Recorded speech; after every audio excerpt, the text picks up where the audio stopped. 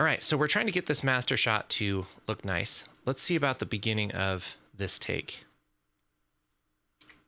I'll just hit L a couple times to play through a little faster.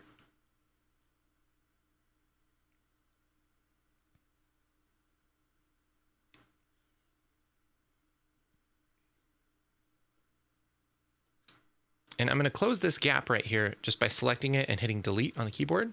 That'll move that down. And it looks like this take is going to be fine. And so I'm just going to delete these other takes for now. We can always look them up again later.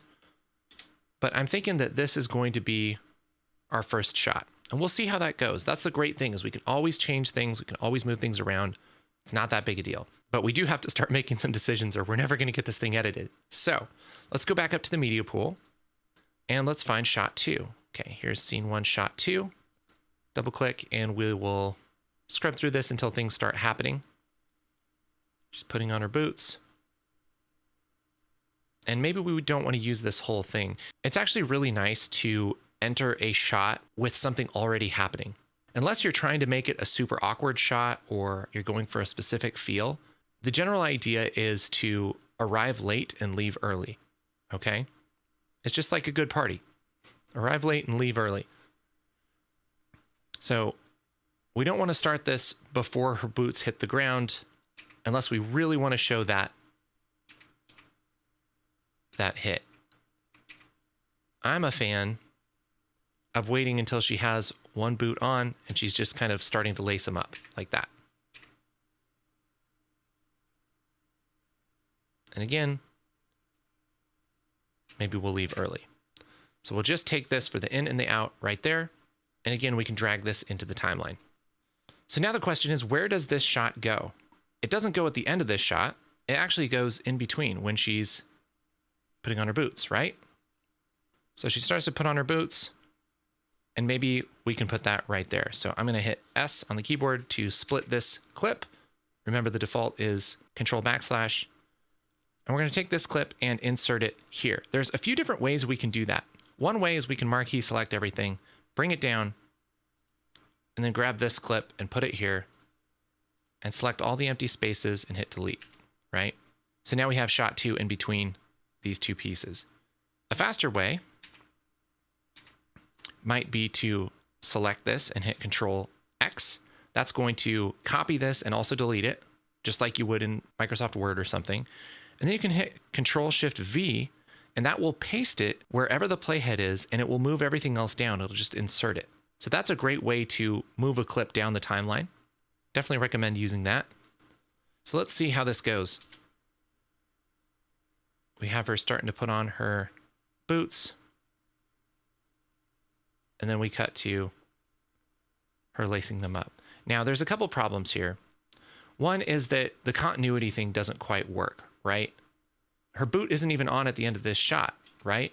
Like, it's barely on and it's not on the floor. This is something that I feel like people get wrapped up in pretty hard because we're taught in any tutorial or film school or whatever that continuity is really important, right? You don't want to have something happening in this shot that isn't happening in the next shot. However, it also depends on the feeling that you're going for and the pace of the movie. So we can choose to make this scene a little bit more scattered because she's getting ready for something. She's a little bit nervous, and we can kind of make the viewer feel a little bit scattered and nervous by adding a shot that doesn't quite have this continuity, right? It's not always a problem.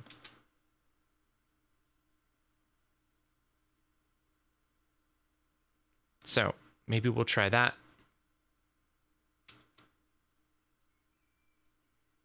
And we'll see how this goes.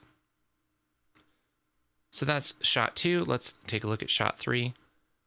This is her putting the gun in her belt. So again, let's arrive late. I'll hit I for in, but O for out. Now, where does this go? Let's scrub through here. And she puts the gun in right there. So instead of dragging this into the timeline, we can actually insert this just like we did with paste insert with Control Shift V right here. We can actually paste this directly into our timeline from the source viewer. And the way to do that is grab this, and instead of dragging it down into the timeline, we'll drag it over to the right on this viewer and select insert.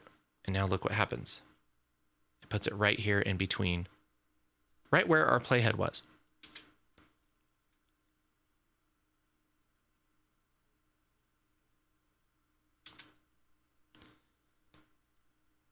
So some of this continuity, again, doesn't work. The pacing is probably not great, but what we're trying to do right now is put all of the shots where they're supposed to go, and then we're going to kind of massage this edit later. So let's do scene 1, shot 4. And this is when the text message, or when the message comes on. Boom. So let's start right before the screen turns on. I'll hit I for in.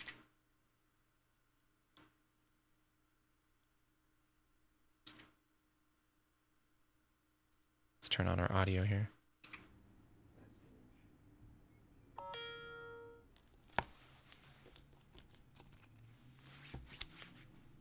Good. I think that works. Let's see if there's another take of it here. Again, probably the last take is what we want.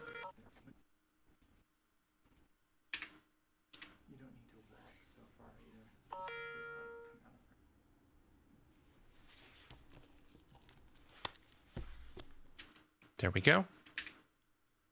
And this is going to happen all after this first shot. So again, let's just drag this down.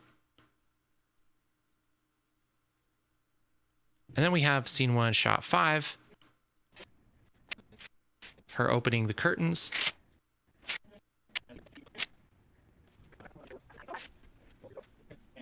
And again, let's look at the last take just to save some time. That looks good.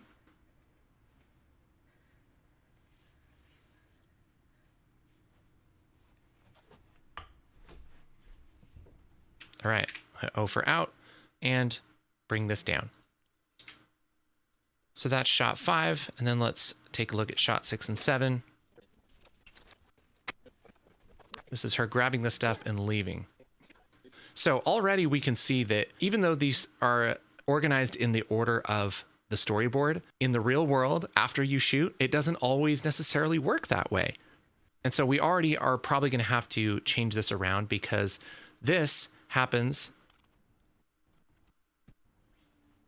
right here in this first shot before she takes the phone away. So we're going to have to move things around anyway.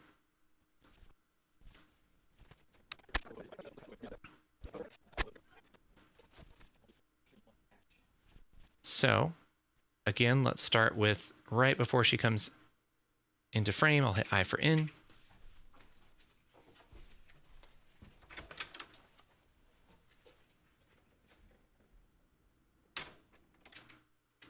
There we go. And we'll grab this, bring it down. Let's see what take 2 looks like. Yeah, I think I like take 2 because she closes that door faster. We aren't just awkwardly waiting for the door to close forever.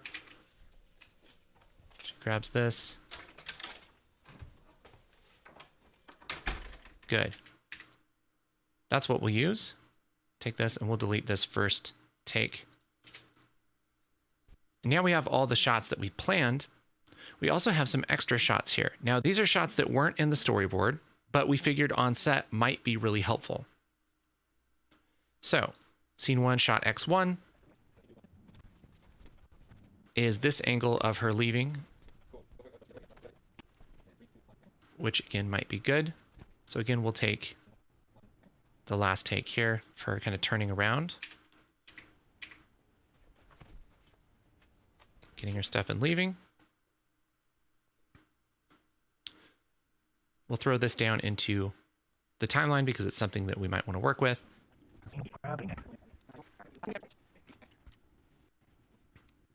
And this is her grabbing the gun with the pictures in the foreground. So let's grab that.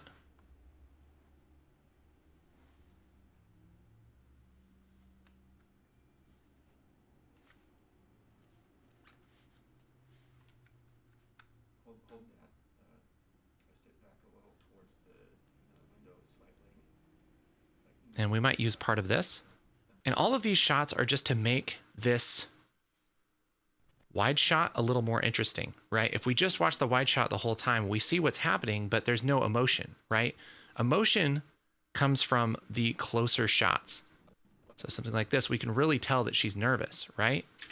So we'll grab this and drag it down. Again, shot X3.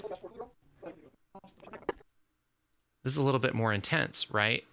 Even though it's just her putting on a belt, because it's closer, it feels more intense. And it actually gives us a lot of freedom on how fast or slow we want things to move, because we can cut in between the wide shot and the close-up shots and really compress time quite a bit. We'll talk about that in a little while.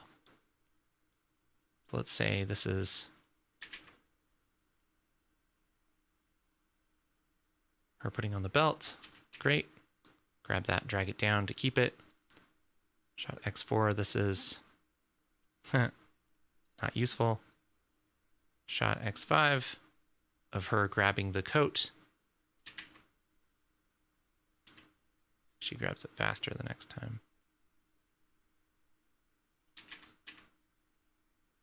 There we go. That might be useful. Shot X6.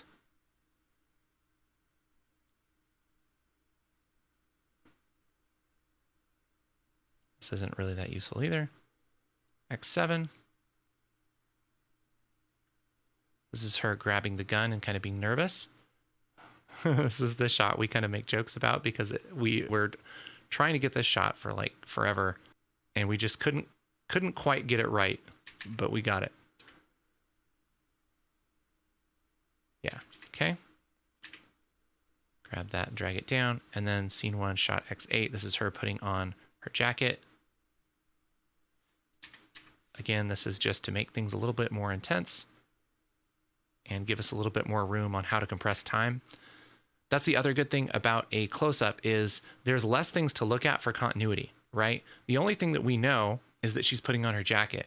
We don't know where all the other stuff in the room is.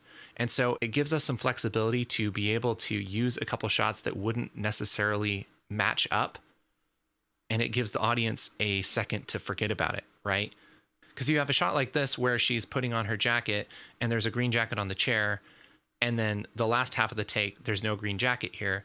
If you bridge it in between with a shot like this that doesn't show a green jacket or even the place where the green jacket was, then we can kind of forget about it and it's not distracting.